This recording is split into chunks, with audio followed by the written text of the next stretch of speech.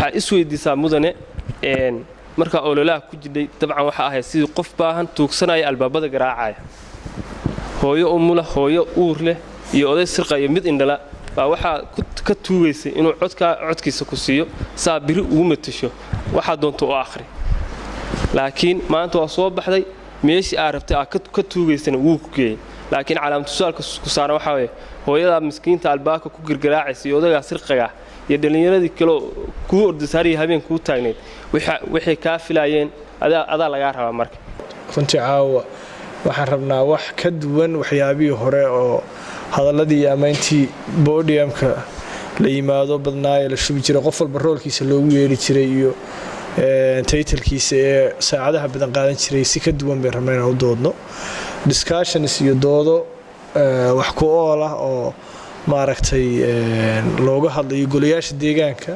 sida ciwaankuba yahay maxaa laga rabaa maxay tahay awoodaha iyo shaqooyinka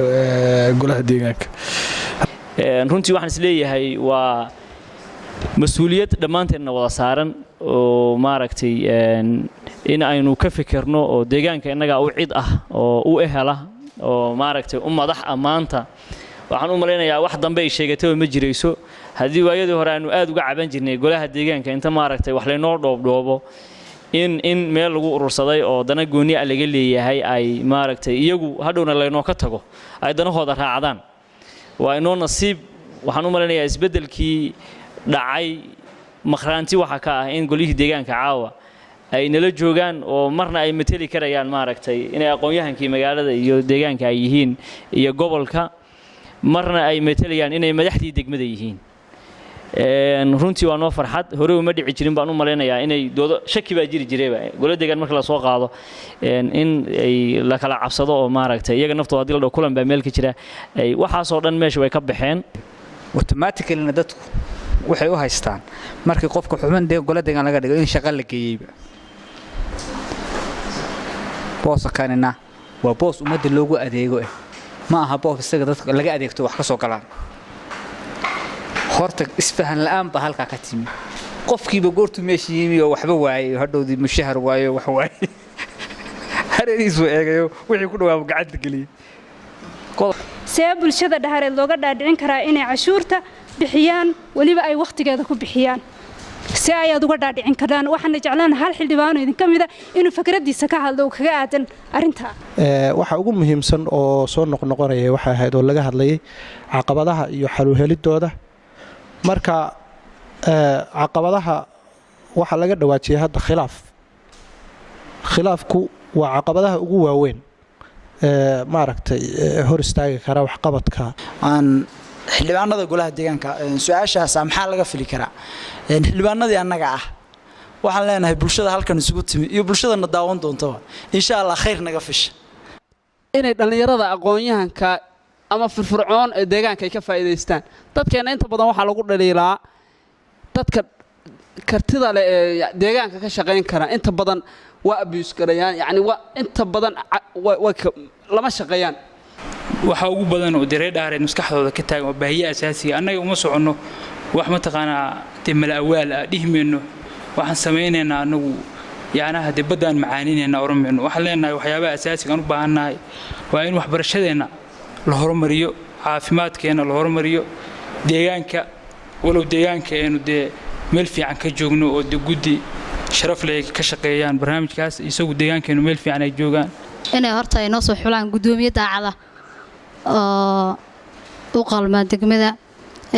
waxaynu ku darsanay codkeennii iyo wixii aan idinku aaminay ka xildhibaan ahaan aan idinkula sii xisaabtami doonaa hadhowto intaas kadib aad baan idin salaamaya marka ugu horeysa waxa uga fadhinaa kan bulsho ahaan kan ee dhaxareed ahaan inay markii hore noo soo dooraan qof samata bixi kara gudoomiye samata bixi kara oo ka dhaqaajiya halka ay hadda joogto maadaama aan anagu xildhibaanada soo dooranay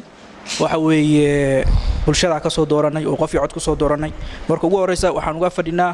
gudoomiye degmada Dhaxar samata bixi kara marka waxa looga baahan yahay in cashuurta laga shaqaysiiyo oo cashuurta ay bulshada ay ka qaadayaan hadhow ay ku soo celiyaan ayna waxa weeye jeebkooda kaliya ayna ku hayn expectation kuna waa bixin dadkii maxaa la idinka filayaa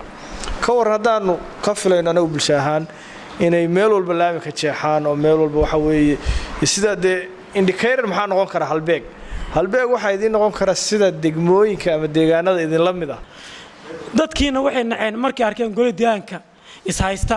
oo maalba feer meelaha taagan isku buuqaya hay'ada bacsanaya ila mar hadii shaqadii dantii guud ummadda ee meesha ka leexsantay oo noqotay in la isku qabsado shaqo hoosaad waxay noqonaysaa inay sheeg dadkina waa ka jeesadeen gudoomiyaha waa cid koowaad oo muxuu ahaay lagu fiirinayo golaha deegaanka say noqonayaan waa cid lagu fiirinayo marka gudoomiyaha ay doortaan bay hadhowdiina iyo sida uu la shaqeeyaan wuxuu noqonayaan muxuu ahaay wax yihiin laga cadeynayo innaga wadooyinka inoo ku daran waxaan u maleynayaa dil oranaay reer Dhaxareed maxay doon ku daran wadooyinka magaalada dhagaxu buuxiyay iyo maaragtay garan waagu xiray iyo maaragtay oodu waa waxa ugu daran inuu waxa labaad dil in oran lahaa waxa la oran xananta bal maaragtay ayada nafteeda hadda bogcadaha laga dhigtay kulli baahi bulsho way tira badan tahay caqabadaha haddaan hadda caqabada badan taxano hadhow bay noo isticmaalayaan oo u wada waray caqabadahaas warka caqabada badni ma jiraan inahaasi ahaayeen qaarkoodna way iska tageen qaarkoodna waa ka gudbeen oo dadkii la rabay bay noqdeen dadka soo baxay dadkii la rabay bay noqdeen yaani wax laga rajeynayay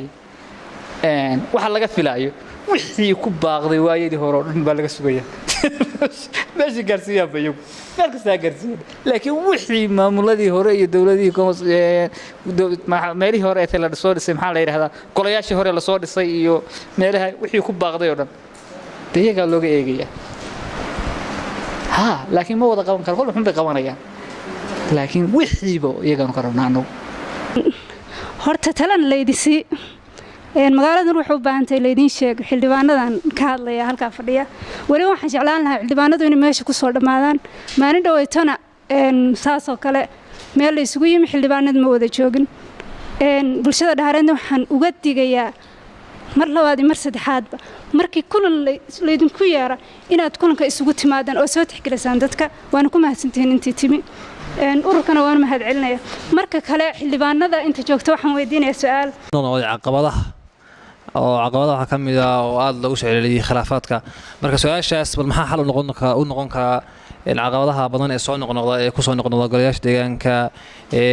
aan waliba aan dareensanahay golayaasha deegaanka Dhaxar hore wax badan oo mataqaanaa khilaafaad oo caqabado badan ay soo noqnoqdeen midna waa idinku darayaayo hadda idinku fashilataan Dhaxar oo golo deegaan oo degme waa ka rajo dhigaysa waayo dadkii ugu aqoonta badnaa 20 dhalinyaro oo kamida 33 waa academic way waliba dad heer jaamacadeed way dhowr 10 macallin baa ku jira marka hadda idinku ka quusto Dhaxar golo deegaan isdeynayaan insha Allah marka in horta aad dareentaan in culayskaas iyo mas'uuliyadaas saaran tahay oo muhiim bulshada Dhaxar waxaan u warhayaa oo u warqabaa inay waxa weeye cashuurta diyaar la yihiin oo ay bixinayaan laakiin aysan jirin meel waxa weeye cid ay ku aaminaan ama cid waxa weeye cashuurta markii laga qaado wax ku soo celisa markii cashuurta la qaado waxa rabaa bulshada wax lagu soo celiyo hadii wax la fahmo wax la ismaartay la isweydiiyo in ay suurtagal tahay in xal la helo khasab ma in xalkii la helo laakiin in wadadii xalka la helo hadda waa la doodaa waayo dadku lama wada hadli jirin garow maalin taariikh ay dood adag ba ka socotay xukunka ay laga hadlayo marka horta waxaan soo jeedinayaa in degmadeenan oo kamid degmooyinka ugu muhiimsan in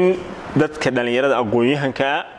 ay la yimaadaan wacyi ah in ay wada sheekaysan karaan in wax isweydiin karaan warbixinaha iyo dhambaalada xarunta hadaf